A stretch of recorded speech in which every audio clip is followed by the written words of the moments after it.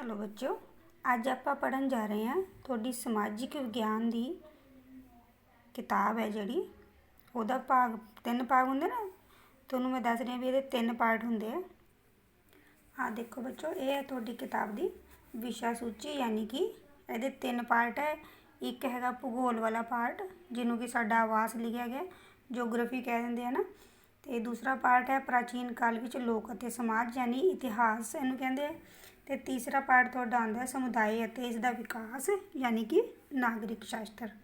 पंजवें तक तुसी EVS की किताब पढ़ते हो जिहदे विच कि सारा कुछ मिक्स करके तुहानूं पढ़ाया जाता। तो जिवें जिवें तुहाडियां क्लासां अगे वधणगियां उवें उवें तुसी ये पार्ट विच पढ़ोगे इन्हां चीज़ों नूं। तो पहला पार्ट की वीडियो मैं तुहानूं सेंड कर चुकी हाँ, पृथ्वी सूरज परिवार का अंग। तो हुण अज आपां पढ़न जा रहे हैं प्राचीन काल विच लोक अते समाज। वैसे तो पाठ नंबर 7 है ये, तो अज आप पहली बार पढ़ रहे हैं प्राचीन इतिहास का अध्ययन अते स्रोत। ठीक है, ये आप चैप्टर अज पढ़न जा रहे हैं। आ देखो यूनिट 2 इतिहास प्राचीन काल विच लोक अते समाज। पाठ का नाम है प्राचीन इतिहास का अध्ययन स्रोत। प्राचीन इतिहास की होंगे पुराना इतिहास। ठीक है, तो पहला आप पृथ्वी बारे पढ़िया, ग्रहां बारे पढ़िया, भूगोल बारे पढ़िया, ये बारे जानकारी लीती है ना। तो ये आप की पढ़ना है भी प्राचीन काल का इतिहास का अध्ययन करेंगे। प्राचीन का मतलब होता बहुत पुराना है ना। शुरू में देखो तुसी पहला आप पढ़िया सी कि बई इन्ना पता भी शुरू में मनुख किवें रहिंदा सी, समय के नाल नाल उहने विकास किया ना। आपां नूं सारिआं नूं पता भी मनुख जंगलों च रहिंदा सी पहला, सब तो पहला उन्होंने खाना तक भी नहीं बनाना आंदा सी। पर हौली हौली जिवें उन्हें विकास करना शुरू किया तो उन्हें चंगी तरह रहना शुरू करता है ना। तो तुसी ये जानना चाहोगे कि जड़ा ये अध्ययन है इन्हां बारे आपां नूं पता किवें लगदा भी पुराने जमाने च लोग एवें करदे हुंदे सी, आपां नूं किवें पता लगदा। ठीक है, तो आपां नूं ऐ लगदा भी ये तो फालतू दी चीज़ां हैं, इन्हां बारे की पढ़ना। पर इतिहास जे आपां पढ़ांगे तो उहदे लई आपां अगे बारे सोच सकते हैं भी जड़ियाँ पिछले इतिहास में जड़ियाँ गलतियाँ हुई उन्होंने आप अगे नहीं दोहराना, तो जोड़े चंगे काम किए वो आप अगे भी करने हैं। ठीक है, तो इस तरह अपना भविख आप मजबूत कर सकते हैं। हुण आंदा पूर्व इतिहास काल अते इतिहास काल। पूर्व का मतलब होंदा पहला। ठीक है, पूर्व इतिहास काल का मतलब क्योंकि आपां नूं पता कि मनुखी जीवन है जो 2 कालों में बनया हुआ, एक पूर्व इतिहास काल तो इतिहास। पूर्व इतिहास काल का मतलब ये है भी जोड़ा वो इतिहास जिदे बारे आपां नूं पता तो है भी ये कुछ होया होना, पर वह कोई लिखती वेरवा नहीं है। ठीक है, कि क्योंकि उस वेले लोग पढ़े लिखे नहीं सी, तो इस करके उन्होंने नहीं पता ना भी किवें लिखना होंदा, तो इतिहास में किवें लिखा जाता, इस करके वो इतिहास की अपने को कोई जानकारी नहीं है।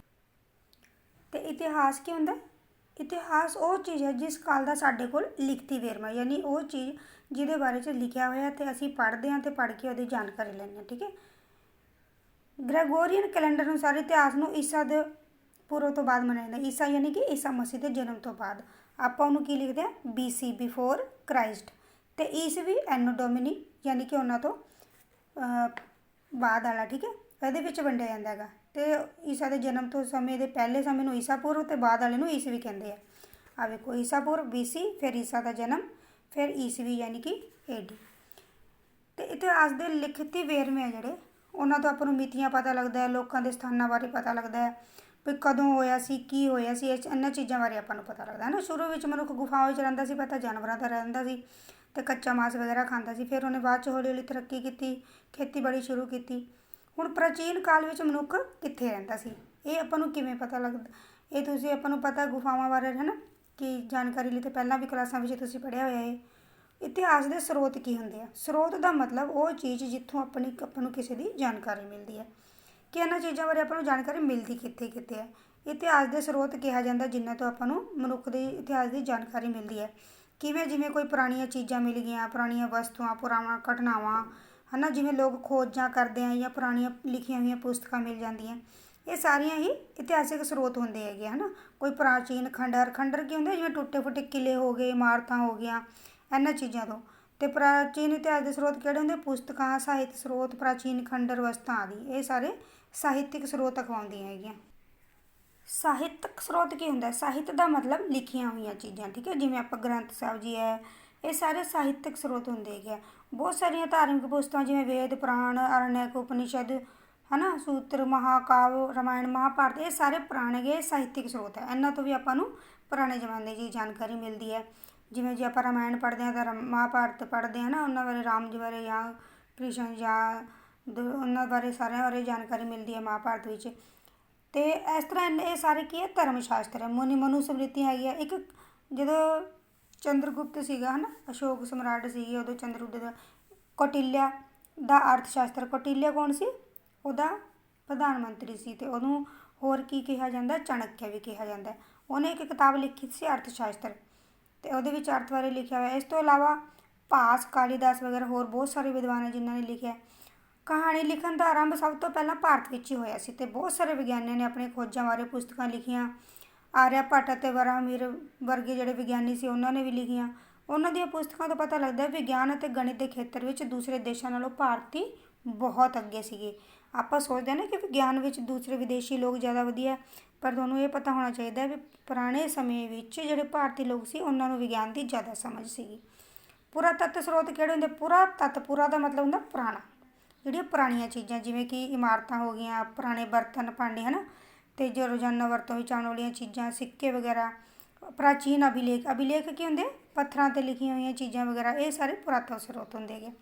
ਅਤੇ ਇਹਨਾਂ ਨਗਰਾਂ ਦੀ ਜਦੋਂ ਖੁਦਾਈ ਕੀਤੀ ਗਈ ਹੈ ਨਾ, ਉਹਨਾਂ ਤੋਂ ਪਤਾ ਲੱਗਿਆ ਵੀ ਇੱਥੇ ਜਿਵੇਂ ਹੁਣ ਆਪਣੇ ਪੱਕੇ ਘਰ ਹੈ ਨਾ, 5-6 ਹਜ਼ਾਰ ਸਾਲ ਪਹਿਲਾਂ, 4-5 ਹਜ਼ਾਰ ਸਾਲ ਪਹਿਲਾਂ ਵੀ ਜਦੋਂ ਘਰ ਦੱਬੇ ਗਏ ਜ਼ਮੀਨ ਵਿੱਚ, ਉਹਨਾਂ ਨੂੰ ਕੱਢਿਆ ਗਿਆ ਜਦੋਂ ਖੁਦਾਈ ਕਰਕੇ, ਤਾਂ ਉਹ ਇਹੋ ਜਿਹੇ ਪੱਕੇ ਘਰ ਨਿਕਲਿਆ। ਇਹਦੇ ਬਾਰੇ 'ਚ ਆਪਾਂ ਅਗਲੇ ਅਧਿਆਇਆਂ ਵਿੱਚ ਪੜ੍ਹਾਂਗੇ। ਸਿੰਧੂ ਘਾਟੀ ਦੀ ਸੱਭਿਅਤਾ, ਉਹਦੇ ਵਿੱਚ ਤੁਸੀਂ ਜਦੋਂ ਦੇਖਾਂਗੇ ਆਪਾਂ ਕਿ ਖੁਦਾਈ ਕਰਕੇ ਕਿੰਨੀ ਪੂਰਾ ਦਾ ਪੂਰਾ ਨਗਰ ਉਹਨਾਂ ਨੇ ਥੱਲੋਂ ਜ਼ਮੀਨ 'ਚੋਂ ਕੱਢਿਆ ਸੀਗਾ। ਅਤੇ ਕੁਛ ਜਿਵੇਂ ਭਾਂਡੇ ਵਗੈਰਾ ਕੱਢ ਲੈਂਦੇ ਆ ਨਾ, ਪੁਰਾਣੇ ਭਾਂਡੇ ਦੇਖਦੇ ਆਪਾਂ ਲੋਕ, ਅਤੇ ਉਹਨਾਂ ਤੋਂ ਇਹ ਪਤਾ ਲੱਗਦਾ ਵੀ ਪੁਰਾਣੇ ਲੋਕ ਜਿਹੜੇ ਸੀ ਉਹ ਕਿਵੇਂ, ਕਿਹੋ ਜਿਹੇ ਬਰਤਨ ਪ੍ਰਯੋਗ ਕਰਦੇ ਸੀ, ਕਿਵੇਂ ਕੀ ਖਾਂਦੇ ਹੁੰਦੇ ਸੀ ਉਹ। ਹੋਰ ਆਪਾਂ ਨੂੰ ਇਤਿਹਾਸ ਦੀ ਜਾਣਕਾਰੀ ਕਿੱਥੋਂ ਮਿਲਦੀ ਹੈ? ਸਿੱਕਿਆਂ ਤੋਂ। ਜਿਵੇਂ ਅੱਜ ਕੱਲ੍ਹ ਤੁਸੀਂ ਦੇਖਦੇ ਹੋ ਨਾ ਵੀ ਪੈਸੇ ਹੁੰਦੇ ਆ, ਸਿੱਕੇ ਹੁੰਦੇ ਆ, 1 ਰੁਪਏ, 2 ਰੁਪਏ, 5 ਰੁਪਏ ਦਾ ਸਿੱਕਾ। ਇਸੇ ਤਰ੍ਹਾਂ ਪੁਰਾਣੇ ਜ਼ਮਾਨੇ ਵਿੱਚ ਵੀ ਲੋਕ ਕੀ ਕਰਦੇ ਸੀ? ਸਿੱਕੇ ਬਣਾਉਂਦੇ ਸੀ ਹੈ ਨਾ। ਅਤੇ ਉਦੋਂ ਕਿਹੜੇ ਸਿੱਕੇ ਹੁੰਦੇ ਸੀ? ਤਾਂਬੇ ਦੇ, ਚਾਂਦੀ ਦੇ, ਸੋਨੇ ਦੇ। ਇਹਨਾਂ ਸਿੱਕਿਆਂ ਤੋਂ ਆਪਾਂ ਨੂੰ ਇਹ ਪਤਾ ਲੱਗਦਾ ਵੀ ਉਸ ਵੇਲੇ ਕਿਹੋ ਜਿਹੀ ਮੁਦਰਾ ਦੇ ਪ੍ਰਯੋਗ ਕਰਦੇ ਸੀ, ਉਹਨਾਂ ਦਾ ਕਿਵੇਂ ਸੀਗੇ। ਜਿਵੇਂ ਹੁਣ ਜੇ ਸੋਨੇ ਦੇ ਸਿੱਕੇ ਯੂਜ਼ ਕਰਦੇ ਹੋਣਗੇ ਤਾਂ ਤੁਸੀਂ ਇਹ ਦੇਖੋ ਵੀ ਅਮੀਰ ਹੋਣਗੇ ਹੈ ਨਾ। ਅਤੇ ਇਸੇ ਤਰ੍ਹਾਂ ਉਹਨਾਂ ਦੇ ਚਿੱਤਰਾਂ ਦੇ ਜਿਹੜੇ ਸਿੱਕੇ ਹੈਗੇ ਉਹਨਾਂ ਦੇ ਉੱਤੇ ਵੀ ਚਿੱਤਰ ਬਣੇ ਹੁੰਦੇ ਰਾਜਾ ਦੇ ਜਾਂ ਕਿਸੇ ਚੀਜ਼ ਦੇ ਹੈ ਨਾ, ਅਤੇ ਸੰਨ ਲਿਖਿਆ ਹੁੰਦਾ ਜਾਂ ਭਾਸ਼ਾ ਲਿਖੀ ਹੁੰਦੀ ਹੈ, ਤਾਂ ਉਹਨਾਂ ਤੋਂ ਆਪਾਂ ਨੂੰ ਇਹ ਪਤਾ ਲੱਗਦਾ। ਅਤੇ ਸਿੱਕੇ ਮੁੱਖ ਤੌਰ 'ਤੇ ਚੀਜ਼ਾਂ ਖਰੀਦਣ ਅਤੇ ਵੇਚਣ ਲਈ ਵਰਤੇ ਜਾਂਦੇ ਸੀ, ਜਿਵੇਂ ਆਪਾਂ ਅੱਜ ਕੱਲ੍ਹ ਵਰਤਦੇ ਹਾਂ ਹੈ ਨਾ। ਉਸ ਤੋਂ ਬਾਅਦ ਆਉਂਦੇ ਸਮਾਰਕ। ਸਮਾਰਕ ਕੀ ਹੁੰਦੇ? ਜਿਹਨੂੰ ਆਪਾਂ ਬਿਲਡਿੰਗ ਕਹਿ ਦਿੰਦੇ ਹਾਂ। ਇਹ ਬਹੁਤ ਹੀ ਮਹੱਤਵਪੂਰਨ ਜਾਣਕਾਰੀ ਮਿਲਦੀ ਹੈ। ਸਮਾਰਕਾਂ ਵਿੱਚ ਸਤੰਭ ਆ ਜਾਂਦੇ ਆ, ਕਿਲ੍ਹੇ ਅਤੇ ਮਹਿਲ ਵਰਗੇ ਆ ਜਾਂਦੇ ਗੇ, ਜਿਨ੍ਹਾਂ ਨੂੰ ਆਪਾਂ ਕੀ ਕਿਹਾ ਜਾਂਦਾ? ਸਮਾਰਕ। ਹੁਣ ਆਹ ਦੇਖੋ ਇੱਥੇ ਤੁਹਾਨੂੰ ਇੱਕ ਪਿਕ ਦਿਖਾਈ ਗਈ ਹੈ। ਇੱਥੇ ਇਹ ਹੈਗਾ ਸਾਂਚੀ ਦਾ ਸਤੂਪ, ਅਸ਼ੋਕ ਦੇ ਜ਼ਮਾਨੇ ਦਾ। ਇਹ ਅਸ਼ੋਕਾਂ ਦੇ ਸਤੰਭ। ਅਤੇ ਨਾਲੰਦਾ ਯੂਨੀਵਰਸਿਟੀ ਦੇ ਖੰਡਹਰ। ਤੁਹਾਨੂੰ ਪਤਾ ਕਿ ਯੂਨੀਵਰਸਿਟੀ ਜਿਹੜੀ ਕਿ ਹੁਣ ਯੂਨੀਵਰਸਿਟੀ ਹੁੰਦੀ ਹੈ, ਕਾਲਜ ਹੈ ਨਾ, ਪਹਿਲਾਂ ਸਕੂਲ ਜਾਂਦੇ ਹੋ, ਕਾਲਜ ਜਾਂਦੇ ਹੋ, ਉਸ ਤੋਂ ਬਾਅਦ ਯੂਨੀਵਰਸਿਟੀ ਜਾਂਦੀਆਂ। ਅਤੇ ਉਸ ਜ਼ਮਾਨੇ 'ਚ ਦੇਖੋ ਆਪਣੇ ਭਾਰਤ ਵਿੱਚ ਯੂਨੀਵਰਸਿਟੀ ਹੁੰਦੀ ਸੀਗੀ, ਨਾਲੰਦਾ ਯੂਨੀਵਰਸਿਟੀ ਹੈ ਜਿਹੜੀ। ਅਤੇ ਇੱਥੇ ਬਾਹਰੋਂ ਲੋਕ ਪੜ੍ਹਨ ਆਉਂਦੇ ਹੁੰਦੇ ਸੀ ਨਾਲੰਦਾ ਯੂਨੀਵਰਸਿਟੀ ਵਿੱਚ। ਉਸ ਤੋਂ ਬਾਅਦ ਆ ਜਾਂਦੇ ਆਪਣੇ ਸ਼ਿਲਾਲੇਖ। ਸ਼ਿਲਾਲੇਖ ਦਾ ਮਤਲਬ ਕੀ ਹੁੰਦਾ? ਸ਼ਿਲਾ ਦਾ ਮਤਲਬ ਹੁੰਦਾ ਪੱਥਰ, ਪੱਥਰ ਦੇ ਉੱਤੇ ਲਿਖੇ ਹੋਏ ਚੀਜ਼ਾਂ। ਅਤੇ ਪਹਿਲਾਂ ਲੋਕ ਕੀ ਕਰਦੇ ਸੀ? ਜਿਹੜੇ ਰਾਜਾ ਹੁੰਦੇ ਸੀਗੇ ਉਹ ਆਪਣੀਆਂ ਜਿੱਤਾਂ ਵਗੈਰਾ ਦੇ ਉਹ ਪੱਥਰਾਂ ਦੇ ਉੱਤੇ ਲਿਖਵਾ ਦਿੰਦੇ ਹੁੰਦੇ ਸੀ, ਜਾਂ ਤਾਂਬੇ ਦੀਆਂ ਪਲੇਟਾਂ ਜਾਂ ਮਿੱਟੀ ਦੀਆਂ ਤਖਤੀਆਂ, ਕੰਧਾਂ ਉੱਤੇ ਵੀ ਸ਼ਿਲਾਲੇਖ ਲਿਖੇ ਜਾਂਦੇ ਸੀਗੇ। ਹੁਣ ਆਹ ਦੇਖੋ ਇੱਕ ਬਹੁਤ ਪੁਰਾਣਾ ਸਮਰਾਟ ਅਸ਼ੋਕ ਦਾ ਸ਼ਿਲਾਲੇਖ ਹੈ। ਇਹ ਪੱਥਰ ਦੇ ਉੱਤੇ ਲਿਖਿਆ ਹੋਇਆ। ਤੁਹਾਨੂੰ ਸਮਝ ਨਹੀਂ ਆ ਰਿਹਾ, ਆਪਾਂ ਨੂੰ ਇਹ ਸਮਝ ਨਹੀਂ ਆ ਰਹੀ ਕਿਉਂਕਿ ਉਹ ਉਸ ਵੇਲੇ ਦੀ ਭਾਸ਼ਾ ਦਾ ਲਿਖਿਆ ਹੋਇਆ ਹੈਗਾ। ਅਤੇ ਉਸ ਸਮੇਂ ਦੀਆਂ ਮਹੱਤਵਪੂਰਨ ਘਟਨਾਵਾਂ ਬਾਰੇ ਲਿਖਿਆ, ਉਹਨਾਂ ਦੀ ਜਿੱਤਾਂ ਬਾਰੇ ਲਿਖਿਆ, ਮਨੁੱਖਾਂ ਦੀ ਭਲਾਈ ਲਈ ਜਿਹੜੀਆਂ ਚੀਜ਼ਾਂ ਹੁੰਦੀਆਂ ਉਹ ਵਿਚਾਰ ਲਿਖੇ ਹੋਏ ਆ ਇਹਦੇ ਵਿੱਚ ਹੈ ਨਾ। ਅਤੇ ਇਸੇ ਤਰ੍ਹਾਂ ਹੀ ਸਮੁੰਦਰਗੁਪਤ ਅਤੇ ਸਕੰਦਗੁਪਤ ਵਰਗੇ ਬਹੁਤ ਸਾਰੇ ਰਾਜੇ ਸੀ ਜਿਨ੍ਹਾਂ ਨੇ ਆਪਦੀਆਂ ਪ੍ਰਾਪਤੀਆਂ ਯਾਨੀ ਆਪਦੀਆਂ ਜਿੱਤਾਂ ਨੂੰ ਪੱਥਰਾਂ ਦੇ ਉੱਤੇ ਖੁਦਵਾਇਆ ਸੀਗਾ। ਪ੍ਰਾਚੀਨ ਸਮੇਂ ਵਿੱਚ ਤਾਮਰ ਪੱਤਰ ਹੁੰਦਾ ਤਾਂਬੇ ਦੇ ਪੱਤਰੇ ਹੁੰਦੇ ਸੀਗੇ, ਉਹਨਾਂ ਦੇ ਉੱਤੇ ਭੂਮੀ ਨੂੰ ਖਰੀਦਣ ਵੇਚਣ ਸੰਬੰਧੀ ਲਿਖਿਆ ਜਾਂਦਾ ਸੀਗਾ, ਜਿਵੇਂ ਦਸਤਾਵੇਜ਼ ਕੀ ਹੁੰਦਾ? ਡਾਕੂਮੈਂਟਸ। ਜਿਵੇਂ ਅੱਜ ਆਪਾਂ ਫਾਈਲਾਂ ਤਿਆਰ ਕਰਦੇ ਹਾਂ ਤਾਂ ਉਸ ਵੇਲੇ ਤਾਂਬੇ ਦੇ ਪਲੇਟਾਂ ਦੇ ਉੱਤੇ ਲਿਖਿਆ ਜਾਂਦਾ ਸੀਗਾ। ਅਤੇ ਇਸ ਤਰ੍ਹਾਂ ਇਹਨਾਂ ਤੋਂ ਇਹ ਸਪਸ਼ਟ ਹੁੰਦਾ ਸੀ ਕਿ ਇਸ ਵਿੱਚ ਸਰਕਾਰ ਦਾ ਵੀ ਯੋਗਦਾਨ ਸੀ। ਸਾਰੇ ਸਰੋਤਾਂ ਤੋਂ ਆਪਾਂ ਨੂੰ ਸਾਹਿਤ ਦੀ ਜਾਣਕਾਰੀ ਮਿਲਦੀ ਹੈਗੀ ਹੈ, ਅਤੇ ਇਸੇ ਤਰ੍ਹਾਂ ਆਪਾਂ ਇਤਿਹਾਸ ਬਾਰੇ ਜਾਣਕਾਰੀ ਪ੍ਰਾਪਤ ਕਰ ਸਕਦੇ ਹਾਂ।